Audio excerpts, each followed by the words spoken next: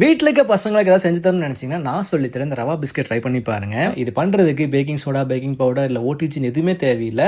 வீட்டில் இருக்க பொருள் வச்சு சூப்பராக முடிச்சு விட்லாம். அவ்வளோ ஈஸியாக இருக்கும். ஸோ எப்படின்னு சொல்கிறேன், வீடியோ சேவ் பண்ணி ஒரு நாள் ட்ரை பண்ணி பாருங்கள். இது பண்ணுறதுக்கு ஒரு பவுலில் 1 கப் அளவுக்கு ரோஸ்டட் ரவா வந்து சேர்த்துக்கலாம். இது கூடவே ஒரு 1/2 கப் அளவு கோதுமை வந்து சேர்த்துக்கலாம். பவுடர் பண்ண சுகர் வந்து ஒரு 1/2 கப் அளவுக்கு சேர்த்துக்கலாம். இது கூட செசமி சீட்ஸ் ஒரு 1/4 கப் அளவுக்கு சேர்த்துக்கலாம். இது கூடவே ஏலக்காய் பவுடர் கொஞ்சம் சேர்த்து நல்லா மிக்ஸ் பண்ணி விட்டுருங்க.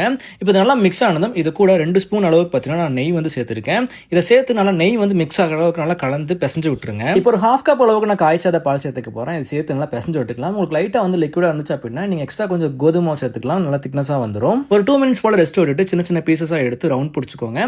கையில கொஞ்சம் நெய் சேர்த்துக்கிட்டீங்கன்னா ஒட்டாம வரும். இது பிரஸ் பண்ணிட்டு மேல வந்து ஒரு ஃபோர்க் வச்சு பிரஸ் பண்ணி எடுத்தீங்க அப்படின்னா ஒரு பிஸ்கெட் ஷேப்ல உங்களுக்கு ரெடி ஆயிடும். இப்போ இந்த பிஸ்கெட்டை நம்ம ஃப்ரை பண்ண போறோம். ஒரு கடாயில தேவைக்கேற்ற ஆயில் சேர்த்துக்கோங்க. லோ ஃப்ளேம்ல வச்சு ஃப்ரை பண்ணுங்க. அப்பதான் கரெக்டா வந்து வெளியே வந்து கருகாம வெந்து வரும். அவ்வளவுதான், டேஸ்டியான ரவா பிஸ்கெட் ரெடி. கண்டிப்பா ட்ரை பண்ணி பாருங்க.